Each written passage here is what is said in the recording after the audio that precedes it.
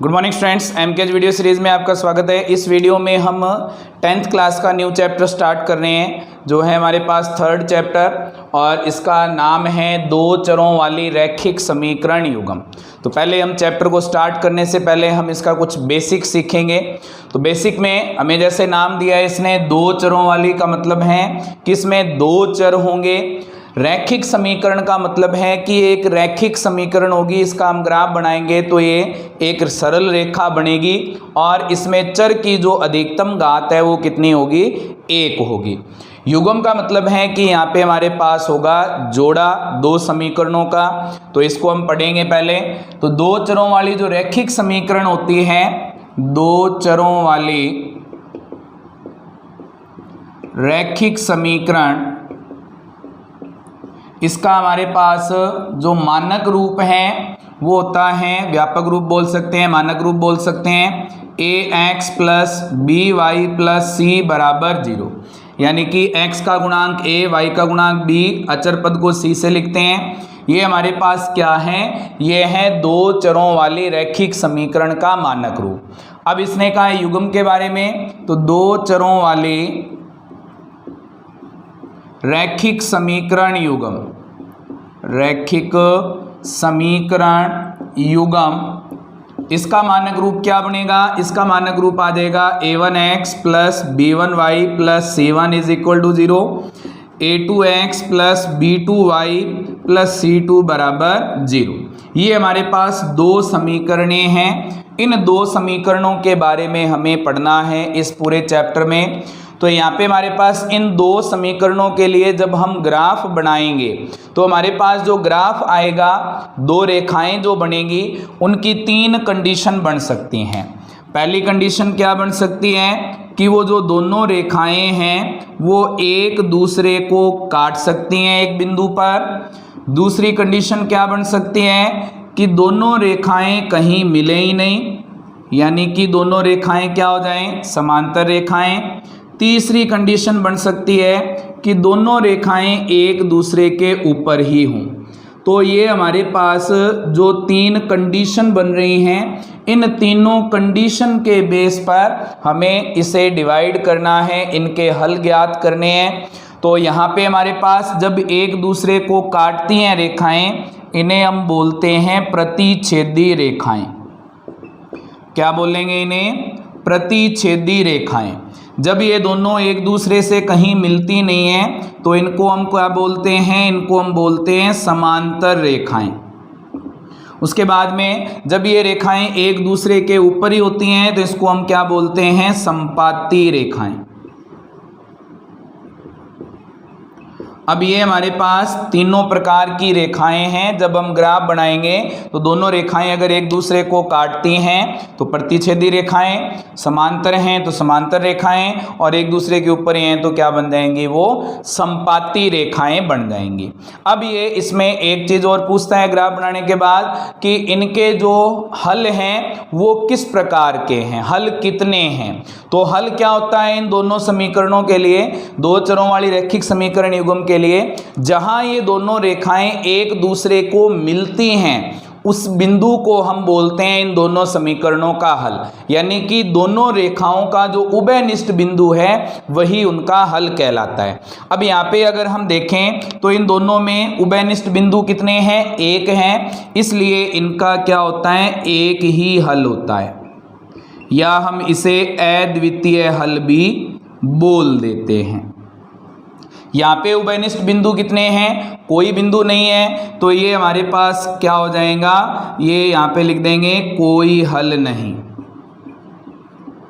फिर हमारे पास इसमें कितने उभयनिष्ठ बिंदु हैं, अनंत बिंदु उभयनिष्ठ हैं, सारे बिंदु उभयनिष्ठ हैं, तो यहाँ पे हम लिख देंगे अनंत हल, या अपरिमित रूप से अनेक हल।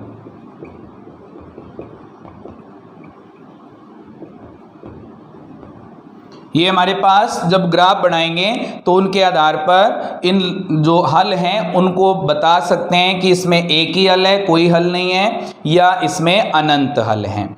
अब इसमें पूछता है कि कौन सी रेखाएं संगत हैं और कौन सी असंगत हैं। तो संगत और असंगत के लिए जिनका हल होता है वो संगत होती हैं और जो जिनका हल नहीं होता वो असंगत होती हैं। तो जिनका हल है वो क्या है? संगत। तो जो प्रतिच्छेदी रेखाएं हैं वो क्या हैं? संगत हैं। जहाँ पे हमारे पास कोई हल नहीं है ये क्या हैं? असंगत हैं। उसके बाद हमारे पास जिनका हल होता है उसे हम क्या कहते हैं? संगत। तो जो हमारे पास संपाती रेखाएं हैं और प्रतिच्छेदी रेखाएं हैं ये दोनों संगत होंगी और जो समांतर रेखाएं हैं वो दोनों क्या होंगी? असंगत होंगी। तो ये हमारे पास जब हम ग्राफ बनाएंगे तो उसके आधार पर हम इन्हें बता सकते हैं कि ये संगत हैं, असंगत हैं, या हम एक ही हल है, कोई हल नहीं है, अपरिमित रूप से अनेक हल हैं, या रेखाएं प्रतिच्छेदी हैं, समांतर हैं या संपाती हैं। ये तो हो गया ग्राफ के आधार पर। दूसरा, हम इन्हें बिना ग्राफ बनाए भी बता सकते हैं कि ये किस प्रकार की रेखाएं हैं। बिना ग्राफ बनाए अगर हमें बताना हो तो हमें इनके जो गुणांक हैं उनका अनुपात निकालना होता है। कहने का मतलब a1 बटा a2 ये हम ज्ञात कर लेंगे, उसके बाद b1 बटा b2 हम ज्ञात कर लेंगे, फिर हम c1 बटा c2 ज्ञात कर लेंगे। इन तीनों मानों को ज्ञात करने के बाद हमारे पास संबंध बनेगा इनमें कि अगर हमारे पास a1 बटा a2 का मान बराबर नहीं आ रहा है b1 बटा b2 के, तो ये रेखाएं किस प्रकार की होंगी? प्रतिच्छेदी रेखाएं होंगी। इनका एक ही हल होगा और ये क्या होंगे? संगत होंगे। तो ये हमारे पास कंडीशन आ गई प्रतिच्छेदी के लिए। फिर समांतर के लिए a1 बटा a2 बराबर होगा b1 बटा b2 के, लेकिन ये बराबर नहीं होगा c1 बटा c2 के। अगर ये कंडीशन बनती है तीनों अनुपातों के लिए तो हमारे पास कौन सी रेखाएं होंगी? समांतर, इनका कोई हल नहीं होगा और ये क्या होंगी? असंगत। उसके बाद अगर ये तीनों मान ही बराबर आ जाते हैं a1 बटा a2, b1 बटा b2 और c1 बटा c2, ये तीनों मान ही अगर बराबर आते हैं तो ये रेखाएं कौन सी होंगी? संपाती रेखाएं होंगी और इनके हमारे पास अनंत हल होंगे। और अनंत हल कह सकते हैं कि इसके अपरिमित रूप से अनेक हल होंगे और ये क्या होंगी? संगत। तो हम ग्राफ बनाकर भी बता सकते हैं और बिना ग्राफ बनाए भी बता सकते हैं। इस बेसिक के आधार पर हमें इन क्वेश्चंस को हल करना है। ग्राफ बनाना हम 9वीं क्लास में भी सीख चुके हैं, वही ग्राफ हमें यहाँ पे बनाना है। तो हम इसका पहला प्रश्न लेकर के चलेंगे, प्रश्नावली 3.1 का, उसका हमें ग्राफ बनाना है। तो 3.1 का पहला प्रश्न जो हमें दिया है इसने, वो क्या है? हमारे पास ये दिया है, आफताब अपनी पुत्री से कहता है 7 वर्ष पूर्व मैं तुमसे 7 गुनी आयु का था। प्रश्न नंबर 1 है, आफताब अपनी पुत्री से कहता है कि 7 वर्ष पूर्व मैं तुमसे 7 गुनी आयु का था।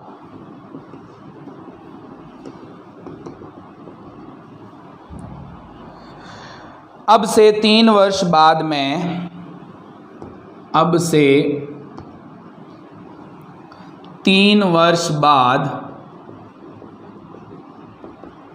मैं तुमसे केवल 3 गुनी आयु का रह जाऊंगा। तुमसे केवल 3 गुनी आयु का रह जाऊंगा। क्या यह मनोरंजक है? इस स्थिति को बीजगणितीय एवं ग्राफीय रूपों में व्यक्त कीजिए। इस स्थिति को बीजगणितीय व ग्राफीय रूप में व्यक्त कीजिए। तो इसके लिए पहले हमें समीकरणें बनानी है और उसके बाद हमें इसको ग्राफ बना करके दर्शाना है। तो इसने आफताब ने क्या कहा अपनी पुत्री को? आफताब अपनी पुत्री से कहता है कि 7 वर्ष पूर्व मैं तुमसे 7 गुणी आयु का था। तो हम मान लेते हैं, माना आफताब की वर्तमान आयु ये कितनी है? x वर्ष, और दूसरा पुत्री की वर्तमान आयु ये कितनी है? y वर्ष। अब इसने कहा है 7 वर्ष पूर्व, तो 7 वर्ष पूर्व क्या होगा? 7 साल पहले के लिए आफताब की आयु के 7 साल कम हो जाएंगे और पुत्री की आयु के भी 7 साल कम हो जाएंगे। तो ये कह रहा है कि मैं तुमसे 7 गुणी आयु का था। तो जो आफताब है उसकी आयु 7 वर्ष कम होगी तो क्या बन जाएगा? x माइनस 7, और पुत्री की आयु क्या हो जाएगी? y minus 7। अब ये कह रहा है कि मेरी आयु तुमसे कितने गुणी थी? 7 गुणी थी। तो पुत्री की आयु को 7 से गुणा करके हमने पिता की आयु के बराबर रख दिया है। अब इसे हल करके समीकरण बना लेंगे। क्या बनेगा? x माइनस 7, 7 से गुणा करेंगे 7y, माइनस के हमारे पास हैं 49, 7y प्लस का इधर आके माइनस का, माइनस के 49 इधर आकर के हो जाएंगे प्लस के। तो x माइनस 7y माइनस का 7 प्लस में हमारे पास आ जाएगा 49, बराबर में हमारे पास क्या है? 0। तो x माइनस 7y माइनस के 7 हैं प्लस के 49 है, कितने बनेंगे? प्लस के हमारे पास बच जाएंगे 42 बराबर 0। ये हमारे पास बन गए हैं समीकरण नंबर 1। उसके बाद में कहा है इसने 3 वर्ष बाद, तो 3 वर्ष बाद क्या होगा? पिता की आयु भी 3 साल बढ़ जाएगी और पुत्री की आयु भी 3 साल बढ़ जाएगी। तो क्या हो जाएगी आयु? x प्लस 3 और पुत्री की हो जाएगी y प्लस 3। ये कह रहा है कि 3 गुणी आयु का रह जाऊंगा। तो पुत्री की आयु को 3 से गुणा कर दिया और पिता की आयु के बराबर रख दिया। क्या बन जाएगा? x प्लस 3 बराबर 3 से गुणा करेंगे 3y प्लस 9, यहाँ से 3y प्लस का इधर आके माइनस का, 9 प्लस का इधर आके माइनस का। तो क्या बनेगा? x minus 3y plus minus के 9 बराबर हमारे पास है जो 0। यहाँ से x माइनस 3y प्लस के 3 माइनस के 9 कितना बचेंगे हमारे पास? x माइनस 3y माइनस 6 और बराबर में 0। ये बन गई समीकरण नंबर 2। तो जो हमें कंडीशन दी थी उस कंडीशन को हमने किस रूप में दर्शा दिया है? बीजगणितीय रूप में दर्शा दिया है। अब इसने कहा है कि इसे ग्राफीय रूप में भी व्यक्त कीजिए। तो ग्राफीय रूप में व्यक्त करने के लिए हमें इनके लिए बिंदु चाहिए होंगे, और बिंदु ज्ञात करने के लिए हम क्या करते हैं? हमारे पास जो समीकरण दी हैं उस समीकरण में से एक चर का मान निकाल लेते हैं, बाकी सबका हम पक्षांतरण कर देते हैं। यहाँ से हमारे पास x को एक साइड रख लेंगे, समीकरण 1 से x को एक साइड रखेंगे, माइनस का 7y दूसरी साइड जाएगा प्लस का 42 दूसरी साइड जाएगा माइनस का। तो x बराबर क्या होगा? 7y minus 42। यहाँ से y के मान हमें रखने हैं अपनी मर्जी से। हमें यहाँ पे ऐसे मान रखने होते हैं कि इसे हल करने के बाद पॉइंटों में हमारे पास मान नहीं आए, बाकी अपनी मर्जी से कोई भी मान आप रख सकते हैं, आपका ग्राफ सही आएगा। यहाँ पे हमने y का मान रखना है और x के मान निकालने हैं। यहाँ पे हम x का मान निकालने के लिए y का मान रख देते हैं पहले 0।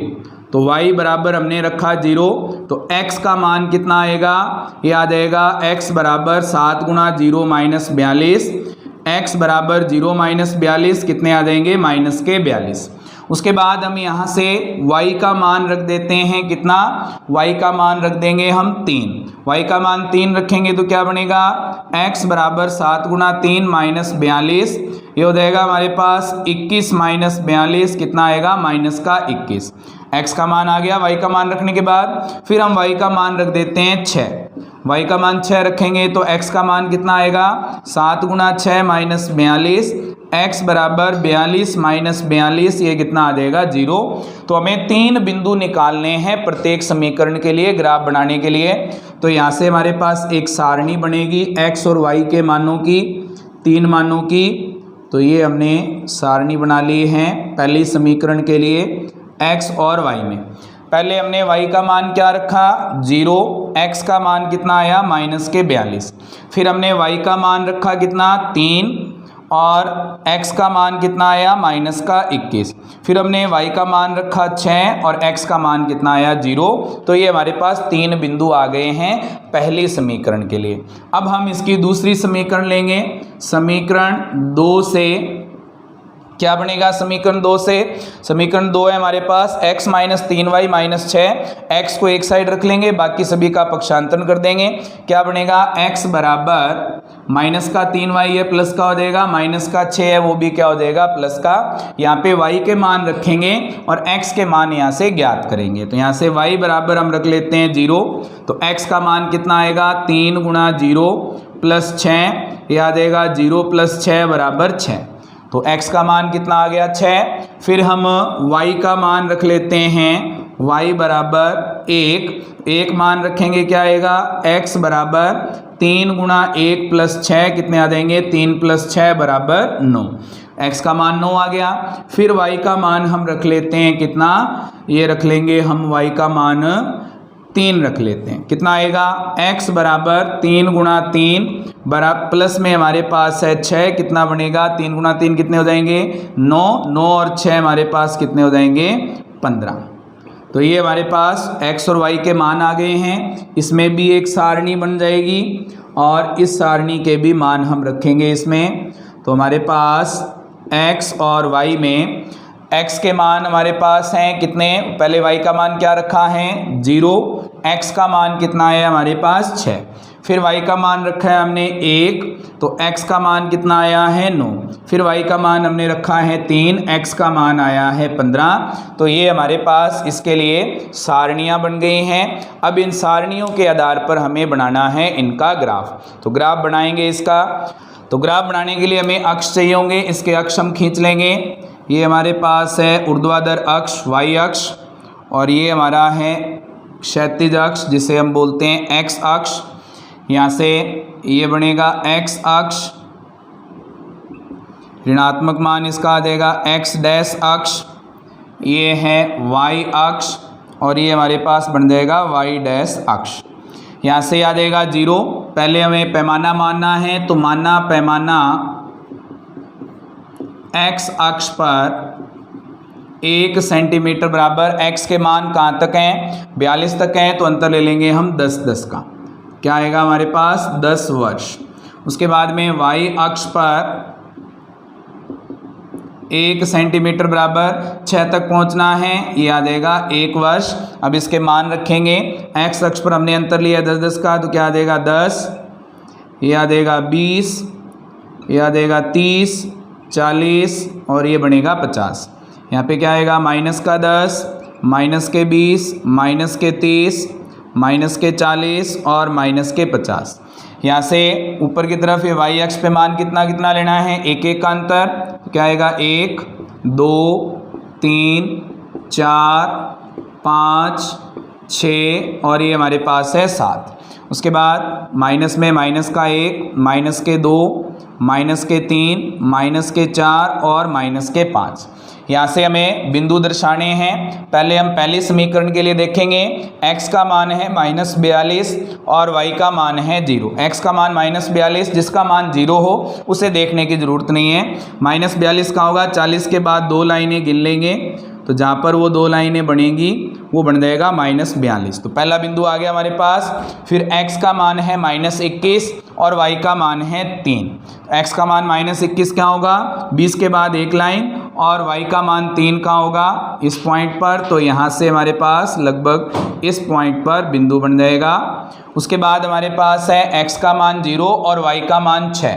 x का मान 0 और y का मान 6, जिसका मान 0 हो उसे देखने की ज़रूरत नहीं है। तो ये हमारे पास तीनों बिंदु बन गए हैं। ये तीनों बिंदु अगर हमारे एक रेखा में आ रहे हैं तो हमने तीनों बिंदु सही निकाले हैं। अगर हमने एक रेखा में नहीं आ रहे हैं तो हमने ये बिंदु गलत निकाले हैं, हमें दोबारा चेक करने की ज़रूरत है। इसीलिए हम इसके 3 बिंदु निकालते हैं। तीनों बिंदु जब एक रेखा में आ रहे हैं तो इसे हम स्केल से मिला देंगे। स्केल से मिला दिया, बिंदु दर्शा देंगे इसके। इस पे हमारे पास x का मान क्या है 0, y का मान है 6, यहाँ पे x का मान है -21, y का मान है 3, यहाँ पे x का मान है -42, y का मान है हमारे पास 0। ये कौन सी समीकरण के लिए? पहली समीकरण के लिए। पहली समीकरण क्या थी हमारे पास? पहली समीकरण थी हमारे पास, यहाँ पे दर्शा देते हैं, पहली समीकरण थी x - 7y + 42 = 0। ये पहली समीकरण का पूरा ग्राफ बन गया है। अब दूसरी समीकरण के लिए x का मान 6 है और y का मान है 0। x का मान 6 कहाँ होगा? 0 के बाद 6 लाइनें गिन लेंगे तो लगभग यहाँ पे बनेगा, और y का मान है 0 तो उसे देखने की ज़रूरत नहीं है। ये हमारा पॉइंट बन गया पहला। उसके बाद x का मान है 9 और y का मान है हमारे पास 1। x का मान 9, 10 से 1 पहले आ जाएगा, एक लाइन पहले, और y का मान है हमारे पास 1, तो लगभग यहाँ पे ये पॉइंट बन जाएगा। दोनों से एक एक लाइन आएगी, जहाँ ये दोनों मिल जाएंगे वो पॉइंट बनेगा। x का मान है 15 और y का मान है 3। x का मान 15 का होगा 10 और 20 के बीच में, और y का मान 3 यहाँ पे है, तो लगभग यहाँ पे हमारे पास पॉइंट बन जाएगा। ये तीनों पॉइंट बन गए हैं, तीनों एक ही लाइन में आ रहे हैं, इन तीनों को भी मिला देंगे, ये भी हमारे पास ग्राफ बन गया। इनके निर्देशांक दर्शाएंगे। यहाँ पर x का मान है 15, y का मान 3, यहाँ पे x का मान है 9, y का मान है 1, यहाँ पे x का मान है हमारे पास 6, y का मान है 0। अब ये कौन सी लाइन कौन से समीकरण के लिए था? दूसरी समीकरण के लिए। और दूसरी समीकरण क्या थी हमारे पास? x + x - 3y - 6 = 0। ये हमारे पास दोनों समीकरणों के लिए ग्राफ बन गए हैं। अब ये आगे जा कर के आगे बढ़ाएंगे इनको, तो एक दूसरे को प्रतिच्छेद करेंगे, तो ये कौन सी रेखाएं होंगी? प्रतिच्छेदी रेखाएं होंगी। तो हमें लेकिन आगे बताना नहीं है, सिर्फ इनका ग्राफ बनाना था, वो हमने बना दिया है। तो हमारा जो पहला प्रश्न है वो कंप्लीट हो गया। अब हम इसका दूसरा प्रश्न हल करेंगे। तो दूसरा प्रश्न हमें क्या दिया है इसने, वो हम पहले ध्यान से पढ़ेंगे और उसके बाद फिर हम उसे हल करेंगे। तो दूसरा प्रश्न क्या है हमारे पास? दूसरा प्रश्न है हमारे पास, क्रिकेट टीम के एक कोच ने, प्रश्न नंबर 2, क्रिकेट टीम के एक कोच ने 3900 रुपये में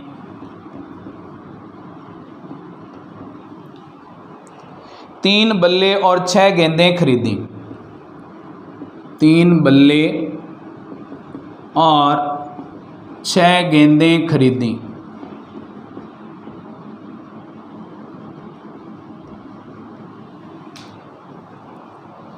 बाद में उसने एक और बल्ला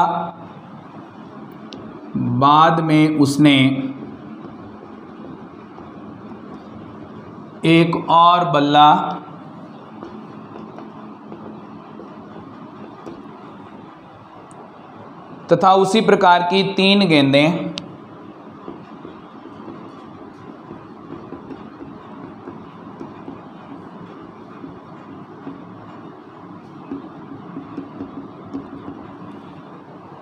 ₹1300 में खरीदी।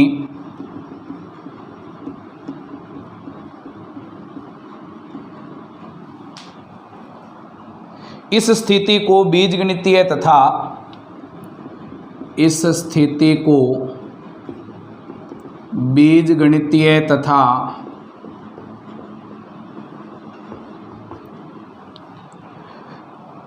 ज्यामितीय रूप में व्यक्त कीजिए। ज्यामितीय रूप में व्यक्त कीजिए। तो यहाँ से हमारे पास दिया है इसने कि क्रिकेट टीम का कोई कोच था, उसने 3900 रुपये में 3 बल्ले और 6 गेंदें खरीदी पहले, उसके बाद 1 बल्ला और 3 गेंदें खरीदी हैं 1300 रुपये में। इसके बाद इसने कहा है इस स्थिति को बीजगणितीय रूप में दर्शाना है, और ज्यामितीय रूप का मतलब है कि इसका हमें ग्राफ भी बनाना है। तो हमें पहले मान लेते हैं, माना 1 बल्ले का मूल्य ये है x रुपये, 1 गेंद का मूल्य क्या है, ये है हमारे पास y रुपये। तो पहली कंडीशन में स्थिति 1 क्या कह रहा है, 3 बल्ले हैं और 6 गेंदें हैं। तो 1 बल्ले का मूल्य x रुपये, 3 बल्लों का मूल्य कितना हो जाएगा 3x। 6 गेंदों का मूल्य कितना हो जाएगा, जब एक गेंद का मूल्य y है तो 6y बराबर कुल कितने रुपए दिए हैं इसने, 3900 रुपये। सभी में 3 का भाग जा रहा है, 3 का भाग दे देंगे, x प्लस 2y बराबर 1300, 1300 प्लस का इधर आकर के माइनस का हो जाएगा, ये बराबर में हमारे पास कितना बच गया, 0। ये हमारे पास आ गई पहली समीकरण। अब हम इसकी दूसरी समीकरण देखेंगे, उसके लिए दूसरी कंडीशन, स्थिति 2 में, दूसरी कंडीशन में अगर हम देखें तो एक बल्ला है और 3 गेंदें हैं। एक बल्ले का मूल्य कितना है, x रुपये, और 3 गेंदों का मूल्य कितना हो जाएगा, जबकि एक गेंद का मूल्य y है तो 3y, कुल रुपए कितने हैं, 1300। ये हमारे पास है समीकरण नंबर 2। तो हमारे पास समीकरण 1 और 2 जो दोनों समीकरणें बनी हैं, ये इसका बीजगणितीय रूप हो गया। अब इसे ज्यामितीय रूप में दर्शाने के लिए हमें इसके बिंदु चाहिए होंगे, और बिंदुओं के लिए हमें इन समीकरणों का पक्षांतरण करना पड़ेगा। तो यहाँ पे मैं कर रहा हूँ इसे समीकरण 1 से। क्या बनेगा समीकरण 1 से, हमारे पास समीकरण 1 से प्लस का 2y है, दूसरी साइड जाएगा माइनस का हो जाएगा, माइनस का 1300 प्लस का हो जाएगा। तो क्या बनेगा, x बराबर माइनस का 2y प्लस 1300। यहाँ पे y का मान रखना है अपनी मर्जी से और x के मान निकालने हैं। यहाँ पे हमारे पास जो मान है वो 100 के रूप में है, तो यहाँ पे सैकड़ा के रूप में ही मान रखने हैं। 1 2 3 मान रखेंगे तो एक अक्ष बहुत छोटा हो जाएगा और एक अक्ष बहुत बड़ा हो जाएगा, तो इनमें अंतर नहीं है। इसके लिए हम क्या करेंगे, सैकड़ा में मान रखेंगे। तो x बराबर, यहाँ पे y बराबर हम पहले मान रखते हैं कितना, 200। तो x का मान कितना आएगा, माइनस 2 गुणा 200 प्लस हमारे पास है 1300, तो माइनस के 400 प्लस 1300 कितने बचेंगे, ये बच जाएंगे हमारे पास प्लस के 900। फिर हम y बराबर रख देते हैं 300 या 400, 400 रख देते हैं। तो x का मान कितना आएगा, माइनस 2 गुणा 400 प्लस में हमारे पास है 1300, ये कितने आएंगे, माइनस के 800 प्लस हमारे पास है 1300, ये आ जाएंगे प्लस के 500। फिर हम y का मान रख देते हैं, कोई भी 500 रख देते हैं, 500 रखेंगे। x का मान कितना आएगा, x का मान हमारे पास आ जाएगा माइनस 2 गुणा 500 प्लस हमारे पास है 1300, माइनस का 1000 प्लस में हमारे पास 1300, मान कितना आ गया हमारे पास, घटाएंगे तो 300। यहाँ से सारणी बन गई x और y के मानों में। तो सारणी क्या बनी है, 3 मान निकाले हमने x और y के, x और y, ये तीनों मान इस सारणी में लिखेंगे। पहले हमने y का मान रखा 200, तो x का मान कितना आया, x का मान आया 900। फिर हमने y का मान रखा कितना, 400, x का मान कितना आया हमारे पास 500। फिर हमने y का मान रखा 500, x का मान कितना आ गया 300। तो पहली सारणी बन गई हमारे पास। अब दूसरी सारणी के लिए समीकरण 2 लेंगे। तो समीकरण 2 से क्या बनेगा, समीकरण 2 से प्लस का 3y है, दूसरी साइड जाकर क्या हो जाएगा, माइनस का। तो x बराबर क्या बनेगा, x बराबर माइनस 3y प्लस 1300। यहाँ से y का मान रखेंगे और x का मान निकालेंगे। y का मान हम रख लेते हैं 200, तो x का मान कितना आएगा, माइनस 3 गुणा 200 प्लस हमारे पास है 1300, कितना आएगा, माइनस के 600 प्लस 1300 कितने हो जाएंगे, प्लस के हमारे पास आ जाएंगे 700। y का मान हम रख लेते हैं 500, 500 रखेंगे तो x का मान कितना आएगा, ये आ जाएगा हमारे पास माइनस 3 गुणा 500 प्लस में हमारे पास है 1300, ये हमारे पास आ जाएंगे x बराबर माइनस के 1500 प्लस के 1300। तो x का मान कितना आएगा, माइनस के 200। फिर हम y का मान रख लेते हैं कितना, y का मान हम रख लेंगे 600। तो y का मान 600 रखेंगे, x का मान कितना आएगा, माइनस 3 गुणा 600 प्लस में हमारे पास है 1300, ये आ जाएंगे माइनस के 1800 प्लस में 1300, घटेंगे कितने आ जाएंगे, माइनस के 500। तो x और y के मान आ गए हैं। इसके लिए हम सारणी बना देंगे। ये हमने सारणी बना दी x और y के मानों में। x और y का मान पहले हमने रखा 200, x का मान कितना आया, x का मान आ गया हमारे पास 700। फिर हमने y का मान रखा 500, x का मान कितना आया, माइनस का 200। फिर हमने y का मान रखा 600, x का मान हमारे पास आ गया कितना, माइनस का 500। ये हमारे पास मान आ गए हैं, सारणी बन गई है। अब इन सारणियों के आधार पर हमें इनका ग्राफ बनाना है। तो ग्राफ बनाने के लिए हमें अक्ष चाहिए होंगे और अक्ष में मान रखने के लिए हमें पैमाना मानना पड़ेगा। तो यहाँ से हमारे पास दोनों अक्ष बना लेंगे। ये हमारा ऊर्ध्वाधर अक्ष और ये हमारा बन जाएगा क्षैतिज अक्ष। ये है एक्स अक्ष, ये है वाई अक्ष, ये है हमारे पास एक्स डैश अक्ष और उसके बाद में हमारे पास ये है वाई डैश अक्ष। पैमाना मानेंगे, माना पैमाना एक्स अक्ष पर 1 सेंटीमीटर बराबर। एक्स के मान कहाँ तक हैं? 900 तक हैं और इधर हमारे पास 700 तक हैं। तो यहाँ पे हम अंतर ले लेंगे कितने का? 200 का अंतर ले लेते हैं। तो यहाँ पे 200 का अंतर ले लिया हमने।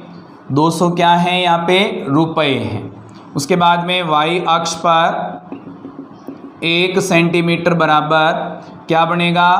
वाई के मान कहाँ तक हैं? वाई के मान है अधिकतम 600 तक। तो यहाँ पे अंतर ले लेंगे हम 100 का, तो 100 रुपये।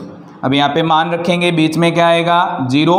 यहाँ से एक्स अक्ष पे अंतर लिया है 200 का, तो 200, फिर आ जाएगा 400, 600, 800, ये आ जाएगा 1000। इधर क्या आएगा? माइनस का 200, माइनस के 400, माइनस के 600, माइनस के 800 और यहाँ पे आ जाएंगे माइनस के 1000। वाई पे अंतर लिया है 100 का, तो 100, 200, 300, 400, 500, 600 और ये आ जाएगा 700।